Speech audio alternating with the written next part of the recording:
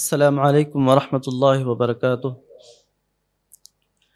ان الحمد للہ نحمده ونستعینه ونستغفره ونعوذ باللہ من شرور انفسنا ومن سیئات اعمالنا من يهده الله فلا مضل له ومن يضلل فلا هادي له واشهد ان لا اله الا الله وحده لا شريك له واشهد ان محمدا عبده ورسوله یا ایہا الذین آمنوا اتقوا اللہ حق تقاته ولا تموتن الا وانتم مسلمون یا ایہا الناس اتقوا ربکم الذی خلقکم من نفس واحدہ وخلق منها زوجها وبث منهما رجالا كثيرا ونساء واتقوا الله الذي تساءلون به والارحام ان الله كان عليكم رقيبا یا ایہا الذین آمنوا اتقوا اللہ وقولوا قولا سدیدا يصلح لكم اعمالکم ويغفر لكم ذنوبکم ومن يطع الله ورسوله فقد فاز فوزا عظيما اما بعد اعوذ بالله من الشيطان الرجيم بسم الله الرحمن الرحيم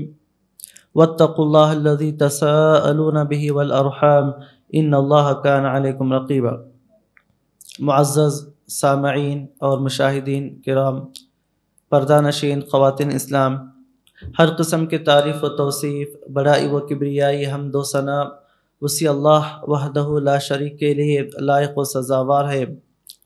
ہر قسم کے تعریف اسی اللہ رب العالمین کے لیے ہے جس اللہ نے ہمیں یہ رمضان کا بابرکت مہینہ عطا فرمایا۔ تمام قسم کی تعریفیں اسی اللہ رب العالمین کے لیے ہے جس اللہ نے ہمیں اس رمضان کے بابرکت مہینے میں صیام و قیام، روزہ، قیام اللیل، تراویح کی نماز، اسی طریقے سے بے شمار عبادتیں ادا کرنے کے اللہ رب العالمین نے ہمیں توفیق عطا فرمائی۔ انشاءاللہ آج کے اس دن ہمارا جو پروگرام ہے، میرا جو موضوع سخن ہے وہ ہے صلہ رحمی، رشتہ داری کی اہمیت و فضیلت۔ اسلام کے اندر رشتہ داری کا کیا مقام ہے، صلہ رحمی کسے کہتے ہیں، اور جو لوگ رشتہ توڑتے ہیں، جن کا آپس میں رشتہ داروں کے ساتھ تعلق صحیح نہیں ہے، ان کا کیا انجام ہوگا۔ میرے مسلمان بھائیوں، اسلام یہ کہتا ہے کہ ماں باپ کے ساتھ، رشتہ داروں کے ساتھ حسن سلوک کریں، ان کے ساتھ اچھا برتاؤ کریں، اور ان کے ساتھ اولاد ماں باپ کے ساتھ صحیح سلوک کرے، اچھا برتاؤ کرے، اسی طریقے سے ماں باپ اولاد کی صحیح تربیت کرے۔ اسی طریقے سے اسلام ہمیں یہ سکھاتا ہے کہ ہم رشتہ داروں کے ساتھ اچھا ہم برتاؤ کریں، ان کے ساتھ خندہ پیشانی سے ملیں، سلام کریں، جائیں، عیادت کریں، گھروں میں ان سے ملنے کے لیے جائیں، اور رشتے کو نہ توڑیں۔ آج ہمارا معاملہ یہ ہے کہ ہمارے رشتہ داروں میں سے کوئی ہمیں ہدیہ دیتا ہے، گفٹ دیتا ہے، تو ہم اسے پلٹ کر کے ہدیہ دیتے ہیں، گفٹ دیتے ہیں۔ ہم سے اگر کوئی اچھا تعلق کرتا ہے، اچھا معاملہ پیش سے آتا ہے، تو ہم اس کو ریٹرن میں اچھے معاملے سے پیش آتے ہیں۔ حدیث کے اندر کہا گیا، لیس الواصل بالمکافئ، جو بدلہ دیتا ہے ایسا حقیقی طور پر وہ رشتہ دار نہیں ہے، یعنی کوئی کسی کو بدلے کے طور پر بدلہ دے، ایسا رشتہ دار حقیقی رشتہ دار نہیں ہے، بلکہ اصل رشتہ داری یہ ہے جب آپس میں رشتہ داروں کے اندر جب اختلاف ہو جائے، تو اختلاف ہونے کے بعد جو سب سے پہلے جاتا ہے اور رشتے کو قائم کرتا ہے، سلام کرتا ہے، خندہ پیشانی سے ملتا ہے، اور رشتہ داروں کے ساتھ اچھا سلوک کرتا ہے، یہ اصل رشتہ داری ہے۔ ہم ہر خطبے کے اندر ایک مشہور معروف آیت سنتے ہیں، چاہے جمعے کا خطبہ ہو یا خطبہ نکاح ہو، ایک مشہور آیت سنتے ہیں۔ وہ آیت کیا ہے؟ یا ایھا الناس اتقوا ربکم، اے لوگو تم اپنے رب اللہ رب العالمین سے ڈرو، الذی خلقکم من نفس واحدہ، جس اللہ نے تمہیں ایک ہی نفس سے پیدا کیا، یعنی آدم علیہ السلام سے پیدا کیا، وخلق منها زوجها، اور اللہ رب العالمین نے اس سے اس کے جوڑے کو پیدا کیا، یعنی حوا علیہ السلام کو، وبث منهما رجالا كثيرا ونساء، اللہ رب العالمین نے ان دونوں سے، حضرت آدم اور حضرت حوا سے، ساری کائنات کے لوگوں کو اللہ رب العالمین نے پھیلایا، پیدا فرمایا۔ واتقوا اللہ الذی تساءلون بہ، اللہ سے ڈرو جس اللہ کا نام لے کر کے تم آپس میں مانگتے ہو۔ کیسے؟ ہم اللہ کا واسطہ دے کر، اللہ کا حوالہ دے کر مانگتے ہیں کہ اللہ کے واسطے میرا یہ کام کر دو، اللہ کے واسطے مجھے یہ چیز دے دو، تو اللہ کا نام لے کر، اللہ کا واسطہ دے کر ہم لوگوں سے مانگتے ہیں۔ والارحام، اور رشتے کو کاٹنے سے، رشتے کو توڑنے سے ڈرو، رشتہ داری کو توڑنے سے ڈرو، اور رشتہ داری کو کاٹنے سے بچو، کیونکہ رشتہ داری بہت بڑی نعمت ہے، بہت عظیم چیز ہے۔ رشتے کا پاس و لحاظ رکھنا، رشتہ داروں کا خیال کرنا، ان کے ساتھ حسن سلوک کرنا، ان کو تکلیف نہ دینا، ان کو اپنی حیثیت کے مطابق ان کی مدد کرنا، گھروں میں جانا اور جا کر کے ان سے بات چیت کرنا، سلام کرنا، اچھے سے پیش آنا۔ جو بھی ہمارے رشتہ دار ہیں، سب سے زیادہ مقدم تو ہمارے ماں باپ ہیں۔ ماں باپ ہمارے حسن سلوک کے سب سے زیادہ مستحق ہیں۔ ایک صحابی نبی صلی اللہ علیہ وسلم کے پاس آ کر کے سوال کرتے ہیں، اللہ کے رسول، من احق الناس بحسن صحابتی، میرے حسن سلوک کا سب سے زیادہ مستحق کون ہے؟ یعنی کس کے ساتھ میں سب سے اچھا برتاؤ کروں؟ تو نبی صلی اللہ علیہ وسلم نے کیا جواب دیا؟ امک، تمہاری ماں، یعنی تمہارے حسن سلوک کا سب سے زیادہ مستحق تمہاری ماں ہے۔ 3 مرتبہ نبی صلی اللہ علیہ وسلم نے کہا، پھر چوتھی مرتبہ کہا ثم ابوک، تمہارے والد۔ ماں باپ کا مقام اور مرتبہ بہت اونچا ہے، ان کے ساتھ حسن سلوک کرنا، ان کے ساتھ اچھا معاملہ کرنا اور انہیں اف تک نہ کہنا۔ بلکہ قرآن مجید میں اللہ رب العالمین نے یہ فرمایا، قرآن مجید میں اللہ رب العالمین نے اپنا حق بیان کرنے کے بعد، توحید بیان کرنے کے بعد، اللہ کا حق کیا ہے؟ کیا آپ لوگوں کو معلوم کہ اللہ کا حق کیا ہے؟ کیا ہے اللہ کا حق؟ صرف ایک اللہ کی عبادت کرنا یہ اللہ کا حق ہے۔ اللہ کی بندگی کرنا اللہ کا حق ہے۔ اللہ کی عبادت کرنا حق ہے۔ عبادت کیا ہے؟ ہم جو نماز پڑھتے ہیں وہ عبادت ہے، روزہ رکھتے ہیں یہ بھی اللہ کے لیے کرتے ہیں، یہ بھی عبادت ہے۔ اسی طریقے سے ہم جو بھی اللہ رب العالمین کے لیے بندگی عبادت کرتے ہیں، نماز پڑھتے ہیں، روزہ رکھتے ہیں، صدقہ کرتے ہیں، حج کرتے ہیں، نذر و نیاز، جو بھی عبادتیں ہیں یہ اللہ رب العالمین کے لیے ہم عبادتیں انجام دیتے ہیں۔ تو اللہ رب العالمین نے فرمایا وَاعْبُدُوا اللَّهَ وَلَا تُشْرِكُوا بِهِ شَيْئًا وَقَضَىٰ رَبُّكَ أَلَّا تَعْبُدُوا إِلَّا إِيَّاهُ وَبِالْوَالِدَيْنِ إِحْسَانًا، کہ تمہارے رب نے فیصلہ کیا کہ تم اسی کی عبادت کرو، اس کے ساتھ کسی کی عبادت نہ کرو۔ وَبِالْوَالِدَيْنِ إِحْسَانًا، والدین کے ساتھ حسن سلوک کرو، ماں باپ کے ساتھ حسن سلوک کرو، ماں باپ کے ساتھ اچھا برتاؤ کرو۔ ماں باپ میں سے 2 میں سے 1 یا 2 اگر بڑھاپے کو پہنچ جائیں تو ان کے ساتھ حسن سلوک کرو، اچھا برتاؤ کرو۔ رشتہ داری کے اندر سب سے زیادہ مستحق ماں باپ ہیں۔ اسی طریقے سے اللہ رب العالمین نے ارشاد فرمایا وَاعْبُدُوا اللَّهَ وَلَا تُشْرِكُوا بِهِ شَيْئًا وَبِالْوَالِدَيْنِ إِحْسَانًا وَبِذِي الْقُرْبَىٰ، اے لوگو تم صرف ایک اللہ کی عبادت کرو، اس کے ساتھ کسی کو شریک نہ کرو۔ وَبِالْوَالِدَيْنِ إِحْسَانًا، والدین کے ساتھ، ماں باپ کے ساتھ حسن سلوک کرو، بھلائی کا معاملہ کرو۔ کیوں ماں باپ کے ساتھ حسن سلوک کیوں کرنا ہے؟ ماں باپ کے ساتھ حسن سلوک اس لیے ضروری ہے کہ جس طریقے سے ماں باپ نے بچپن میں ہمیں پیدا کیا، پالا پوسا بڑا کیا، تو بڑھاپے میں ماں باپ ہمارے حسن سلوک کے زیادہ مستحق ہے۔ جس طریقے سے ماں باپ اپنے بچوں کو بچپن میں صبر کرتے ہیں، ان کی تربیت کرتے ہیں، بچے رات بھر انہیں سونے نہیں دیتے ہیں، بچے انہیں ڈسٹرب کرتے ہیں، باپ اپنے اولاد کے لیے محنت کرتا ہے، کما کر لاتا ہے، ماں اپنے اولاد کے لیے راتوں کی نیند قربانی دیتی ہے، جاگتی ہے رات بھر۔ ماں باپ اپنے بچوں کو بڑا کرنے کے لیے ان کی تربیت کے اندر، اپنے اولاد کی پڑھائی میں، اپنے اولاد کی تربیت میں بہت محنت کرتے ہیں، یعنی ماں باپ اپنی زندگی کو قربان کر دیتے ہیں۔ ماں باپ اپنے اولاد کی تربیت میں، اپنے اولاد کو سنوارنے کے لیے اپنی زندگی کو قربان کر دیتے ہیں۔ تو یہی اولاد جب جوان ہو جائے، جب کمانے لگے، تو اس اولاد کی یہ ذمہ داری بنتی ہے کہ وہ اپنے ماں باپ کے ساتھ حسن سلوک کرے، اچھا معاملہ کرے۔ وَاعْبُدُوا اللَّهَ وَلَا تُشْرِكُوا بِهِ شَيْئًا وَبِالْوَالِدَيْنِ إِحْسَانًا وَبِذِي الْقُرْبَىٰ، رشتہ داروں کے ساتھ اچھا معاملہ کرو۔ جو بھی رشتہ دار ہیں، رشتہ داروں کے ساتھ اچھا معاملہ کرو، اچھا تعامل کرو اور رشتے کو نہ توڑو۔ اگر کوئی رشتہ دار ہم سے ناراض ہے، بات نہیں کرتا ہے، تو جا کر ہم خود سے ان کو سلام کریں، بات کریں، ان سے ہم جا کر کے ملیں۔ اگر کوئی بیمار ہیں تو جا کر کے عیادت کریں اور ان کا دیکھ بھال کریں، ان کے ساتھ اچھا معاملہ کریں۔ یہ رشتہ داری کی بہت اہمیت آئی ہے۔ اللہ رب العالمین نے فرمایا ان اللہ یأمر بالعدل والإحسان وإیتاء ذی القربى، اللہ تعالیٰ تمہیں حکم دیتا ہے انصاف کرنے کا، یعنی انصاف کرو، والاحسان، اور بھلائی کرو۔ احسان کا مطلب بھلائی کرنا، اپنے ماں باپ کے ساتھ، اولاد کے ساتھ، رشتہ داروں کے ساتھ، پڑوسیوں کے ساتھ، سب کے ساتھ بھلائی کرو۔ وإیتاء ذی القربى، اور جو تمہارے قریبی رشتہ دار ہیں انہیں دو۔ اگر تمہارے قریبی رشتہ دار اگر وہ غریب ہیں، اگر اللہ نے تمہیں مال سے نوازا ہے تو اپنے رشتہ داروں کو دو، اپنے رشتہ داروں پر خرچ کرو۔ ہر آدمی اپنی حیثیت استطاعت کے مطابق اپنے رشتہ داروں پر خرچ کرے۔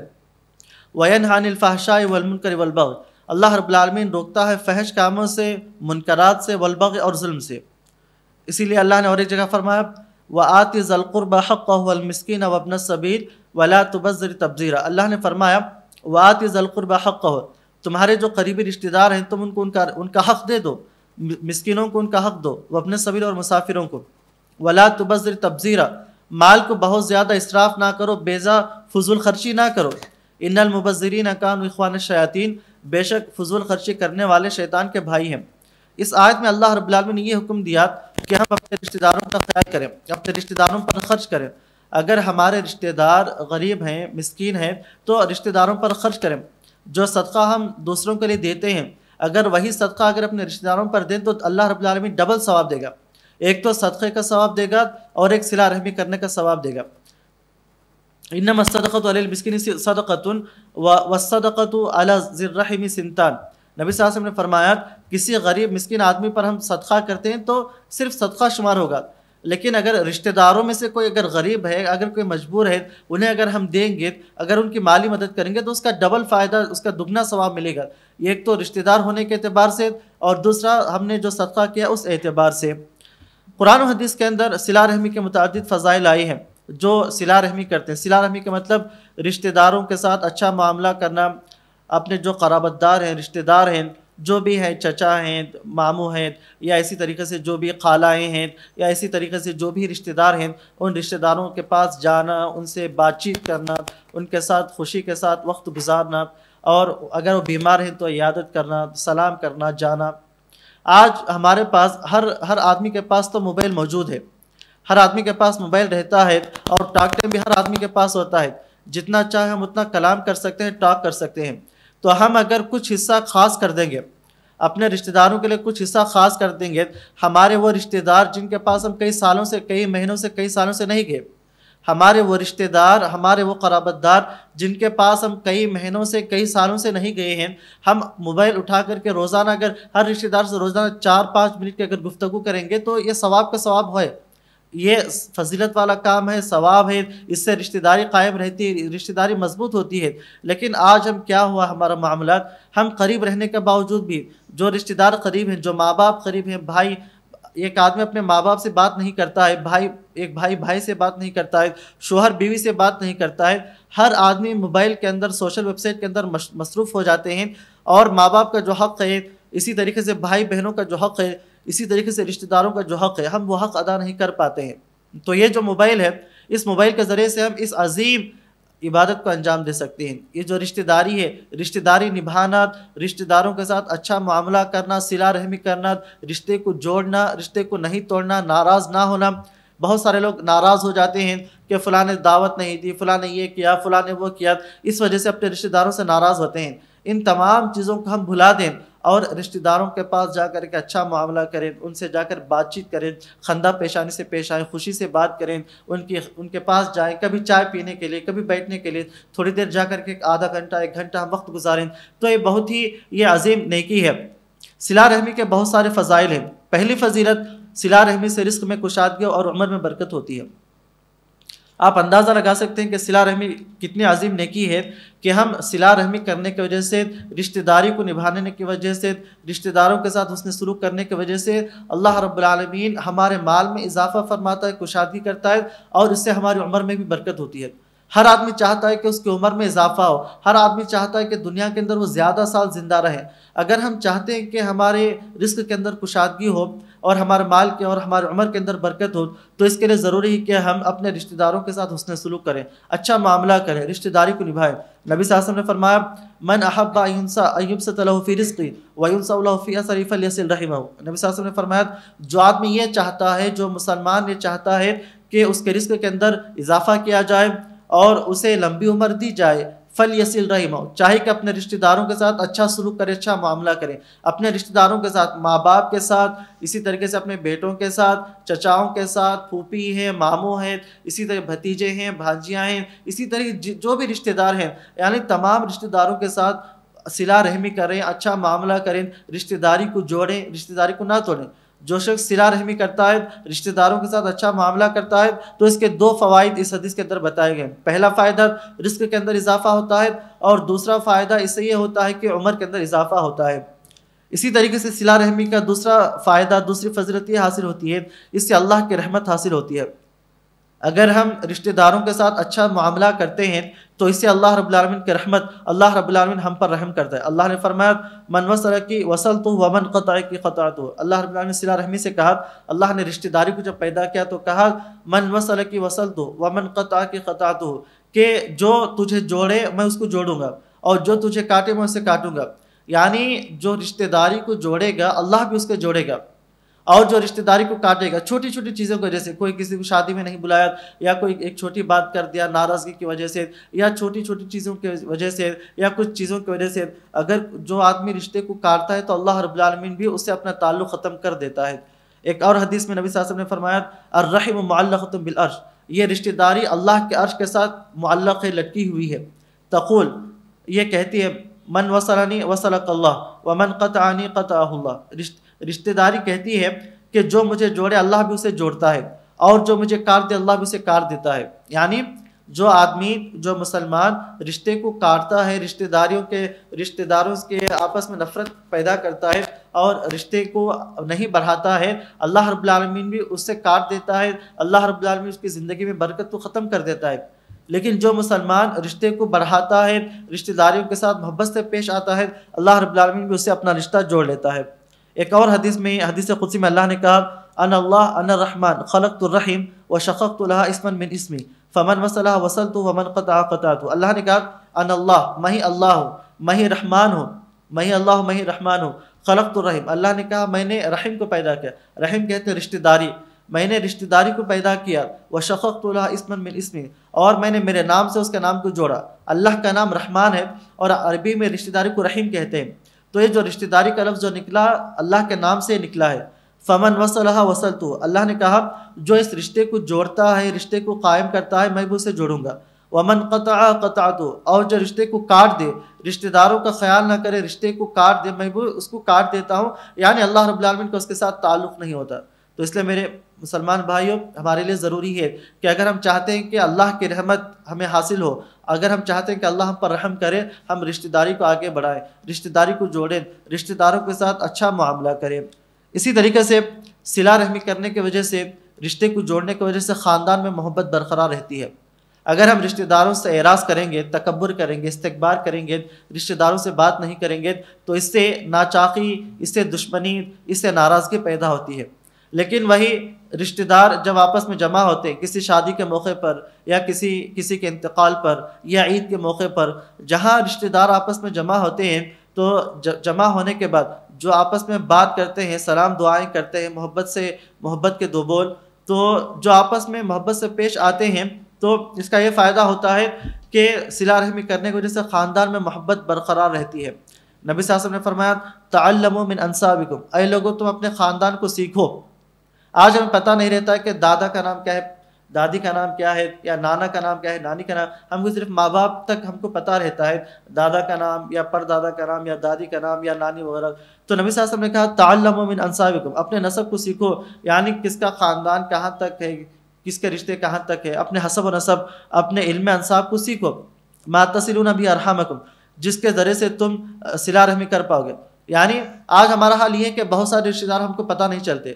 جب کسی شادی کے موقع پر یا عید کے موقع پر یا کسی انتقال کے موقع پر جمع ہوتے ہیں تو ہم کو پتہ نہیں چلتا یہ رشتے میں کیا لگتے ہیں، یہ ماموں ہے یا خالہ ہے یا پھوپھا ہے یا پھوپھی ہے یا چچا ہے، ہم کو پتہ نہیں چلتا ہے. اس لیے نبی صلی اللہ علیہ وسلم نے کہا تعلموا من انسابکم، اپنے رشتہ داروں کو سیکھو، رشتے کو سیکھو. یعنی تمہارے کون کون رشتہ دار ہیں. ما تصلون بہ ارحامکم، اگر تم جان جاؤ گے تو جس کے ذریعے سے تم صلہ رحمی کر سکو گے. فإن صلۃ الرحم محبۃ فی الاہل، اس لیے کہ صلہ رحمی کرنے کی وجہ سے، رشتہ داری کی وجہ سے، رشتے کو جوڑنے کی وجہ سے محبت فی الاہل، اہل و عیال کے درمیان محبت قائم رہتی ہے. ومسرات فی المال، مال کے اندر اضافے کا ذریعہ ہے. جو آدمی رشتہ داری کو قائم کرتا ہے، رشتے کو جوڑتا ہے، تو اس سے مال میں اضافہ ہوتا ہے، رشتہ دار کے اندر محبت باقی رہتی ہے. منسات فی الاثر، اسی طریقے سے یہ چیز ہماری عمر کو آگے بڑھاتی ہے، یعنی عمر میں اضافے کا ذریعہ ہے. اس سے پہلے ایک حدیث بھی ہم لوگ پڑھے ہیں کہ جو رشتہ داری کو، حسب نسب کو جو صلہ رحمی کرتا ہے، رشتہ داروں کے حقوق ادا کرتا ہے، تو اس کے بہت سارے فوائد حاصل ہوتے ہیں. اس سے پہلا فائدہ آپس میں رشتہ داروں کے درمیان محبت قائم رہتی ہے، مال میں اضافہ ہوتا ہے، عمر میں اضافہ ہوتا ہے. اسی طریقے سے میرے مسلمان بھائیوں، صلہ رحمی کرنا یہ جنت میں لے جانے والے اعمال میں سے ہے. جو آدمی صلہ رحمی کرتا ہے، رشتہ داروں کے ساتھ اچھے سے پیش آتا ہے، رشتہ داری کو جوڑتا ہے، یہ چیز جنت میں لے جانے والی چیز ہے. ایک صحابی رسول نے ایک مرتبہ نبی صلی اللہ علیہ وسلم سے پوچھا اے اللہ کے رسول دلنی علی عمل یدخلنی الجنہ ویباعدنی من النار. ایک صحابی رسول نے نبی صلی اللہ علیہ وسلم سے پوچھا اللہ کے رسول آپ مجھے کوئی ایسا عمل بتائیے جس پر عمل کر کے میں جنت میں داخل ہو جاؤں اور جہنم سے بچ جاؤں۔ تو نبی صلی اللہ علیہ وسلم نے فرمایا تعبد اللہ ولا تشرک بہ شیئا وتقیم الصلاۃ وتؤتی الزکاۃ، کہ اگر تمہیں جنت حاصل کرنا ہے، جنت میں جانا ہے، تو صرف ایک اللہ کی عبادت کرو، اللہ کی عبادت میں کسی کو شریک نہ کرو، سجدہ صرف اللہ کے لیے کرو، رکوع صرف اللہ کے لیے کرو، نماز صرف اللہ کے لیے پڑھو، جانور ذبح کرنا صرف اللہ کے لیے کرو، مدد مانگنا ہے صرف اللہ سے مدد مانگو، توکل اللہ پر بھروسہ کرو، ہر طرح کی عبادت صرف اللہ کے لیے کرو، ولا تشرک بہ شیئا، اور اللہ کے ساتھ کسی کو شریک نہ کرو، وتقیم الصلاۃ، نماز قائم کرو، وتؤتی الزکاۃ، زکوٰۃ دو، وتصل الرحم، اور صلہ رحمی کرو، رشتوں کو جوڑو، رشتہ داروں کے ساتھ اچھا معاملہ کرو، رشتوں کو نہ توڑو۔ اگر تم ان چیزوں پر عمل کرو گے تو جنت میں جاؤ گے۔ یہ کہ اللہ کی عبادت کرنا، اللہ کے ساتھ کسی کو شریک نہ کرنا، نمازیں قائم کرنا، زکوٰۃ دینا اور صلہ رحمی کرنا، رشتہ داروں کے ساتھ اچھا معاملہ کرنا، ان کے ساتھ خندہ پیشانی سے پیش آنا، مسکرا کر ملنا، رشتوں کو جوڑنا، اور اگر کوئی رشتہ دار پریشان حال ہے، مجبور ہے، بےکس ہے، تو ان کی مدد کرنا۔ تو یہ تمام جو ہے صلۃ الارحام کے اندر یہ چیزیں آ جاتی ہیں۔ اسی طریقے سے صلہ رحمی کرنے کی وجہ سے اللہ رب العالمین ہمارے گناہوں کو معاف فرماتا ہے۔ جو شخص صلہ رحمی کرتا ہے، رشتہ داروں کے ساتھ اچھا معاملہ کرتا ہے، تو اس سے ہمارے گناہ اللہ رب العالمین معاف فرماتا ہے۔ قرآن مجید میں اللہ رب العالمین نے ایک واقعہ بیان فرمایا، حضرت عائشہ رضی اللہ عنہا پر جب منافقین نے الزام لگایا، غزوہ بنی المصطلق سے جب نبی صلی اللہ علیہ وسلم صحابہ کرام واپس آ رہے تھے، حضرت عائشہ رضی اللہ عنہ قضاء حاجت اپنی ضرورت پورا کرنے کے لیے جاتی ہیں، اس وقت ان کا ہار گم ہو جاتا ہے، اور حضرت عائشہ اس قافلے سے پیچھے رہ جاتی ہیں، اور پیچھے حضرت صفوان بن معطل آتے ہیں۔ حضرت صفوان بن معطل حضرت عائشہ کو اونٹنی پر سوار کر کے لاتے ہیں۔ یہاں پر منافقین یہ بات پھیلا دیتے ہیں کہ نعوذ باللہ حضرت عائشہ نے صفوان بن معطل رضی اللہ عنہ کے ساتھ بدکاری کی، زناکاری کی۔ منافقین نے یہاں پر اس بات کو پھیلا دیا۔ نبی صلی اللہ علیہ وسلم بھی کچھ دن کے لیے حضرت عائشہ کو ان کے گھر بھیج دیتے ہیں۔ پھر اس کے بعد حضرت عائشہ رضی اللہ عنہ اللہ سے دعائیں کرتے ہیں، انتظار کرتے ہیں۔ اللہ رب العالمین حضرت عائشہ کے بارے میں قرآن مجید کی 10 آیتیں نازل کرتا ہے کہ حضرت عائشہ رضی اللہ عنہ پاک ہے، حضرت عائشہ رضی اللہ عنہ نے کسی طرح کا کوئی غلط کام نہیں کیا، کوئی بدکاری نہیں کی۔ 10 آیتیں اللہ رب العالمین حضرت عائشہ کی برات میں، ان کی پاکی میں اللہ رب العالمین نے نازل فرمایا۔ اس وقت حضرت ابوبکر صدیق رضی اللہ عنہ کے ایک رشتہ دار تھے جن کا نام مصطح بن اساسہ تھا۔ حضرت ابوبکر اپنے اس رشتہ دار کو مال دیا کرتے تھے، ان پر مال خرچ کیا کرتے تھے، لیکن جب انہوں نے مصطح بن اساسہ نے حضرت عائشہ پر تہمت لگائی تو حضرت ابوبکر نے ان کو مال دینا، ان کی مدد کرنا بند کر دیا تھا۔ تو اس کے بعد حضرت ابوبکر نے قسم کھائی کہ میں اللہ کی قسم کھا کر کہتا ہوں کہ آئندہ سے میں تمہیں مال نہیں دوں گا۔ حضرت ابوبکر نے مصطح بن اساسہ جو ان کے رشتہ دار تھے، تو حضرت ابوبکر نے ان کو مال دینے سے، ان کی مدد کرنے سے حضرت ابوبکر نے رک گئے۔ کیوں؟ کیونکہ مصطح بن اساسہ نے حضرت ابوبکر کی بیٹی پر الزام لگا۔ کوئی کسی کی بیٹی پر تہمت لگائے، الزام لگائے کہ زانیہ ہے، بدکار ہے، کوئی آدمی برداشت نہیں کرے گا، بلکہ وہ تو اس کو قتل بھی کر دے گا۔ حضرت ابوبکر نے قسم کھایا کہ میں اس کو مال نہیں دوں گا، لیکن اللہ تعالیٰ قرآن مجید میں آیت نازل کرتا ہے وَلَا يَأْتَلِ أُولُو الْفَضْلِ مِنْكُمْ وَالسَّعَةِ أَن يُؤْتُوا أُولِي الْقُرْبَى، کہ فضل والے اور جنہیں اللہ نے مال سے نواز رکھا ہے وہ قسم نہ کھائیں مال نہ دینے کے لیے، اپنے رشتہ داروں کو، مساکین کو۔ اور اللہ نے کہا اَلَا تُحِبُّونَ أَن يَغْفِرَ اللَّهُ لَكُمْ، اے لوگوں کیا تم نہیں چاہتے کہ اللہ تمہیں معاف کرے؟ واللہ غفور رحیم، اللہ معاف کرنے والا ہے۔ تو اس آیت میں اللہ رب العالمین نے حضرت ابوبکر کو یہ حکم دیا کہ تم اپنے رشتہ دار پر جو مال خرچ کیا کرتے تھے، حضرت ابوبکر صدیق رضی اللہ عنہ مالدار صحابی تھے، اللہ نے انہیں بے شمار مال سے نوازا تھا، تو حضرت ابوبکر صدیق رضی اللہ عنہ اپنے غریب رشتہ دار مصطح بن اساسہ پر خرچ کرتے تھے، لیکن جب مصطح بن اساسہ نے حضرت ابوبکر رضی اللہ عنہ کی بیٹی ہماری ماں حضرت عائشہ رضی اللہ عنہ پر جب انہوں نے الزام لگایا، تو حضرت ابوبکر نے ان پر مال خرچ کرنے سے حضرت ابوبکر قسم کھائے کہ میں ہرگز مال خرچ نہیں کروں گا۔ لیکن اللہ نے جب اس آیت کو نازل کیا کہ کیا تم نہیں چاہتے کہ اللہ معاف کرے، یعنی رشتہ داروں پر مال خرچ کرنے کی وجہ سے اللہ تعالیٰ معاف کرتا ہے، تو یہ معافی کا سبب ہے۔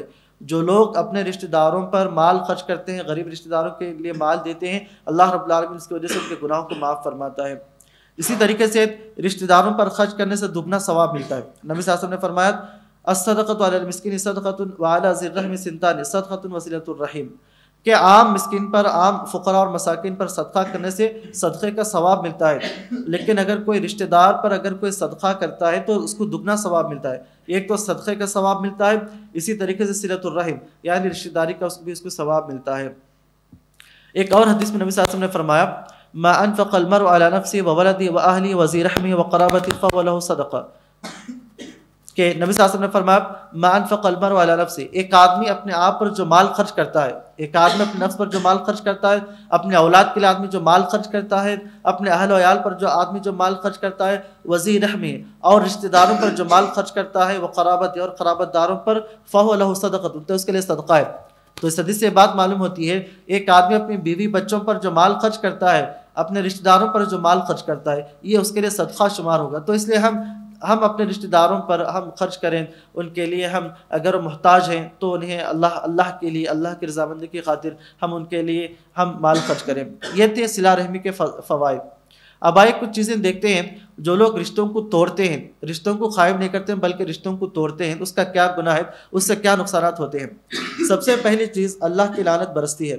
جو رشتوں کو کاٹتے ہیں، رشتوں کو نہیں نبھاتے، رشتوں کو توڑتے ہیں، چھوٹی چھوٹی باتوں پر رشتہ داروں کے ساتھ ناراض ہو جانا، رشتوں کو کٹ کر لینا اور ان کے گھر نہ جانا، سالہ سال تک گھروں کو نہ جانا اور رشتہ داروں کے ساتھ برا سلوک کرنا، رشتوں کو کاٹ دینا، اس کی وجہ سے اللہ کی لعنت ہوتی ہے۔ اللہ نے فرمایا والذین ينقضون عہد اللہ من بعد میثاقہ ویقطعون ما امر اللہ بہ ان یوصل ویفسدون فی الارض اولئک لهم اللعنۃ۔ اللہ نے فرمایا جو اللہ کے وعدے کو توڑتے ہیں اور رشتہ داری کو جو توڑتے ہیں اور جو زمین کے اندر فساد برپا کرتے ہیں، انہی لوگوں پر لعنت ہے۔ جو لوگ رشتوں کو توڑتے ہیں، رشتوں کو نہیں جوڑتے، رشتہ داروں کے ساتھ اپنا تعلق ختم کرتے ہیں، تو ایسے لوگوں پر اللہ رب العالمین کی لعنت برستی ہے۔ اللہ رب العالمین ایسے لوگوں کو ملعون قرار دیا، اسی طریقے سے جنت سے محروم ہے۔ یہاں پر دیکھیں کتنا بڑا نقصان ہے، رشتوں کو توڑنے کی وجہ سے، رشتہ داروں کے ساتھ برا سلوک کرنے کی وجہ سے ایک آدمی جنت سے محروم ہو جائے گا۔ نبی صلی اللہ علیہ وسلم نے فرمایا لا يدخل الجنت قاطع، رشتوں کو توڑنے والا جنت میں داخل نہیں ہوگا۔ قطع رحمی کرنے والا، رشتے کو توڑنے والا، ایک آدمی رشتہ توڑ لے، ماں باپ سے رشتہ توڑ لے، اولاد سے رشتہ توڑ لے، یا چچاؤں سے یا بھانجیوں سے یا بھائیوں سے بہنوں سے، جو رشتے کو توڑتا ہے تو ایسا شخص، نبی صلی اللہ علیہ وسلم نے فرمایا لا يدخل الجنت قاطع، رشتے کو توڑنے والا جنت میں داخل نہیں ہوگا۔ اسی طریقے سے قطع رحمی کے نقصانات میں سے ایک نقصان یہ ہے کہ دنیا میں اس کی سزا ملتی ہے۔ جو آدمی رشتہ داری کو توڑتا ہے، دنیا میں اس کی سزا ملتی ہے۔ نبی صلی اللہ علیہ وسلم نے فرمایا ما من ذنب احر ان يعجل الله لصاحب العقوبہ فی الدنیا مع ما يدخر الله فی الآخرہ من البغي وقطیعۃ الرحم۔ دو گناہ ایسے ہیں جن کا عذاب، جن کی سزا دنیا میں ہی ملتی ہے۔ ایک رشتے کو کاٹنا اور دوسرا ظلم و ستم کرنا۔ کوئی کسی پر ظلم و ستم کرتا ہے، کوئی کسی کا مال ہڑپ کر لیتا ہے، کوئی کسی پر ظلم و ستم کرتا ہے، مارتا ہے، گالیاں دیتا ہے، یا کوئی کسی کا حق کھا جاتا ہے، ظلم و ستم کرتا ہے، یا اسی طریقے سے جو رشتہ داری کو کاٹتا ہے۔ یہ دو قسم کے گناہ ایسے ہیں جس کی سزا اللہ رب العالمین، جس کا بدلہ دنیا میں اللہ دے دیتا ہے اور سزا اللہ رب العالمین دنیا میں ہی دے دیتا ہے۔ تو اس لیے رشتے کو کاٹنے سے بچے، رشتہ داری کو آگے بڑھائے، رشتہ داروں کے ساتھ اچھا سلوک کرے، اچھا معاملہ کرے۔ اسی طریقے سے عمل قبول نہیں ہوتا ہے۔ جو آدمی رشتوں کو کاٹتا ہے، جو آدمی رشتہ داری کو نہیں نبھاتا ہے، رشتوں کو کاٹتا ہے، ایسے آدمی کا عمل اللہ کے ہاں مقبول نہیں ہوتا۔ نبی صلی اللہ علیہ وسلم نے فرمایا ان اعمال بنی آدم تورث کل خمیس لیلۃ الجمعہ فلا يقبل عمل قادرہم۔ ہم جو عمل کرتے ہیں، ہر ہفتے کا عمل، ہفتے میں ایک مرتبہ اللہ کے عمل پیش ہوتا ہے۔ وہ کون سے دن؟ جمعرات کے دن۔ ہفتے میں ایک مرتبہ یہ ہمارا عمل اللہ کے بارگاہ میں پیش ہوتا ہے، فرشتے اس کو لے جاتے ہیں، لیکن ایک آدمی کا عمل قبول نہیں ہوتا، ایک آدمی کا عمل پیش نہیں ہوتا۔ وہ کون ہے؟ قاطع رحم، جو قطع رحمی کرتا ہے، جو رشتے کو کاٹتا ہے، جو رشتوں کو کاٹتا ہے، رشتوں کو نہیں نبھاتا ہے، ایسے آدمی کا عمل اللہ کی بارگاہ میں پیش نہیں کیا جاتا ہے۔ تو رشتوں کو کاٹنا اتنی خطرناک چیز ہے، رشتے کو نہ نبھانا، رشتوں کو کاٹنا، قطع رحمی کرنا، کہ جس کی وجہ سے ہمارا عمل اللہ کی بارگاہ میں پیش نہیں کیا جاتا ہے۔ اس لیے ہمیں اس چیز سے متنبہ رہنا چاہیے اور اس چیز کو ہم ہلکا نہیں سمجھنا چاہیے۔ اصل صلہ رحمی کیا ہے؟ رشتہ داری، رشتوں کے نبھانا، صلہ رحمی کیا ہے؟ صلہ رحمی کا مطلب یہ ہے کہ اپنے رشتہ داروں کے ساتھ خندہ پیشانی سے مسکرا کر خوشی سے ملاقات کریں، ان کے گھروں کو جائیں، زیارت کریں، ملاقات کریں، بات کریں، اس نے اخلاق کے ساتھ پیش آئیں، اپنے زبان سے ان کو تکلیف نہ دیں، اگر ہو سکے تو ان کی مدد کریں، اگر وہ مجبور ہیں تو ان کی مدد کریں، ان کے لیے دعائیں کریں۔ یہ سب رشتہ داروں کے حقوق ہیں۔ جیسے ایک حدیث میں نبی صلی اللہ علیہ وسلم نے فرمایا کہ مسلمان کو اچھے حقوق ہیں، سلام کرنا، رشتہ داروں کا آپس میں سلام کرنا، دعوت دے تو ان کی دعوت کو قبول کرنا، اسی طریقے سے اگر کسی کا انتقال ہو جائے تو جنازے کی نماز میں جانا، اگر دعوت دے تو ان کی دعوت کو قبول کرنا۔ تو یہ تمام جو ہے رشتہ داری کی چیزیں ہیں۔ ایک حدیث میں نبی صلی اللہ علیہ وسلم نے فرمایا کہ لیس الواصل بالمکافئ ولکن الواصل الذی اذا قطعت رحمہ وصلہ۔ نبی صلی اللہ علیہ وسلم نے فرمایا کہ رشتہ داری یہ نہیں کہ بدلہ دو، اصل رشتہ داری یہ نہیں کہ اگر ہمیں کوئی ہدیہ دے تو ہم ہدیہ دیں، کوئی ہمیں گفٹ دے تو ہم گفٹ دیں، بلکہ اصل رشتہ داری یہ ہے کہ جب رشتہ داروں کے درمیان انبن ہو جائے، جب رشتہ داروں کے درمیان آپس میں تعلق خراب ہو جائیں، جب تعلقات بگڑ جائیں، تو سب سے پہلے پہل کرتا ہے، جو سب سے پہلے آگے بڑھ کر کے بات کرتا ہے، یہ اصل رشتہ داری ہے۔ لیکن ہمارا حال کیا ہے، جب آپس میں رشتوں میں جب خرابی آتی ہے تو ہم بھی، ہمارا ایگو آ جاتا ہے، آڑ آتا ہے کہ ہم کیوں جا کر سلام کریں، کیوں بات کریں، ہم آگے کیوں بڑھیں، ایگو کی وجہ سے ہم اور تکبر کی وجہ سے ہم آگے نہیں جانتے۔ تو اس لیے اصل صلہ رحمی، اصل رشتہ داری کا مطلب یہ ہے کہ اگر رشتہ داروں کے درمیان انبن ہو جائے، تعلقات خراب ہو جائے، تو سب سے پہلے آگے بڑھ کر کے جو سلام کرتا ہے، بات کرتا ہے، رشتے کو آگے بڑھاتا ہے، یہ اصل رشتہ داری ہے۔ نبی صلی اللہ علیہ وسلم ایک مرتبہ حضرت عقبہ رضی اللہ عنہ سے فرمایا، یا عقبہ سل من قطعک وآتی من حرمک وآرز امن ظلمک وعفو عمن ظلمک۔ نبی صلی اللہ علیہ وسلم نے حضرت عقبہ سے کہا، اے عقبہ سل من قطعک، جو تمہارے ساتھ، جنہوں نے تمہارے ساتھ قطع رشتے کو کاٹا ہے، ایسے آدمی کے ساتھ تم صلہ رحمی کرو۔ تمہارے وہ رشتہ دار جو تمہارے ساتھ برا سلوک کرتے ہیں، اچھا سلوک نہیں کرتے ہیں، تم اپنے ایسے رشتہ داروں کے ساتھ اچھا سلوک کرو۔ وآتی من حرمک، ایک آدمی تمہیں کوئی چیز نہیں دیا ہے، اگر تمہیں دینے کا موقع ہے تو تم اس کو دو۔ وآرز امن ظلمک وعفو عمن ظلمک، نبی صلی اللہ علیہ وسلم نے کہا اگر تم پر کسی نے ظلم کیا تو اسے معاف کرو۔ اگر تم پر کسی نے ظلم کیا، تمہیں گالی دی یا تمہارا کوئی مال ہڑپ کیا، تم پر کسی بھی نہ کسی طریقے سے ظلم کیا ہے، اس کو معاف کر دو۔ معاف کرنا ایک بہت بڑی خوبی ہے، بہت بڑی نیکی ہے۔ اسی طریقے سے رشتہ دار اگر کافر بھی ہے تو ان سے صلہ رحمی کرنا چاہیے۔ کئی مرتبہ ایسا ہوتا ہے کہ ہمارے رشتہ دار اگر مسلمان نہیں، کافر ہیں، اگر غیر مسلم ہیں، تب بھی ان کے ساتھ صلہ رحمی کرنا، اچھا معاملہ کرنا ضروری ہے۔ ہاں، ان کے کفر یا شرک یا عقائد کے اندر ہمیں کمپرومائز نہیں ہونا چاہیے۔ ہمارے رشتہ دار اگر کافر ہیں یا مشرک ہیں، اگر وہ کفر یا شرکیہ کرنے کا حکم دے تو یہ چیزیں نہیں کرنی چاہیے، لیکن ان کے ساتھ صلہ رحمی کرنا، ان کے ساتھ اچھا تعامل کرنا، جانا بیٹھنا، ان کے ساتھ اچھا معاملہ کرنا، یہ چیز کرنا چاہیے۔ حضرت اسماء بنت ابو بکر ان کی ماں کافر تھی، یہ ان کے پاس آئیں اور آ کر کے انہوں نے اپنی بیٹی سے مال طلب کیا۔ تو حضرت اسماء نے نبی صلی اللہ علیہ وسلم سے پوچھا کہ اللہ کے نبی صلی اللہ علیہ وسلم، میری ماں کافر ہے اور مجھ سے مال طلب کرے، کیا میں دوں؟ نبی صلی اللہ علیہ وسلم فرمایا، ہاں دو۔ یعنی ماں باپ یا رشتہ دار اگر کافر بھی ہیں، مشرکین بھی ہیں، تو ان کا بھی حق بنتا ہے کہ ان کے ساتھ رشتہ نبھائیں، ان کے ساتھ اچھا سلوک کریں۔ ہاں، البتہ اگر وہ کفر کی دعوت دیں یا شرک کی دعوت دیں تو ایسی صورت میں ہم ان کی اطاعت نہ کریں۔ اسی طریقے سے صلہ رحمی میں ترتیب وار ہونی چاہیے، یعنی جو صلہ رحمی، جو رشتہ داروں کو نبھانا ہے، سب سے پہلے ماں باپ کا حق ہوتا ہے، اولاد کا حق ہوتا ہے، بیوی بچوں کا حق ہوتا ہے، اسی طریقے سے بھائی بہنوں کا حق ہوتا ہے، اسی طریقے سے چچاؤں کا حق ہوتا ہے، پھوپھیوں کا حق ہوتا ہے، دادیال، ننیال، یہ جو تمام رشتہ دار ہوتے ہیں، ان رشتہ داروں کے اعتبار سے صلہ رحمی کے حقوق ہوتے ہیں۔ تو اللہ ایک حدیث میں نبی صلی اللہ علیہ وسلم نے فرمایا، ان اللہ یوصیکم بامہاتکم ثلاثا، ان اللہ یوصیکم بآبائکم، ان اللہ یوصیکم بالاقرب فالاقرب، کہ اللہ تعالیٰ وصیت کرتا ہے کہ تم اپنے ماؤں کے ساتھ حسن سلوک کرو، اچھا معاملہ کرو، اپنے والدین کے ساتھ اچھا معاملہ کرو، اپنے اولاد کے ساتھ اور جو قریبی رشتہ دار ہیں۔ ایک اور حدیث میں نبی صلی اللہ علیہ وسلم نے فرمایا، اذا آت اللہ احدکم خیرا فلیبدأ بنفسہ واہل بیتہ، اللہ تعالیٰ تم میں سے جب کسی آدمی کو مال عطا کرے، خیر عطا کرے، تو چاہیے کہ وہ اپنے آپ سے شروع کرے، سب سے پہلے اپنے آپ پر خرچ کرے اور اپنے گھر والوں پر خرچ کرے، اپنے گھر والوں پر۔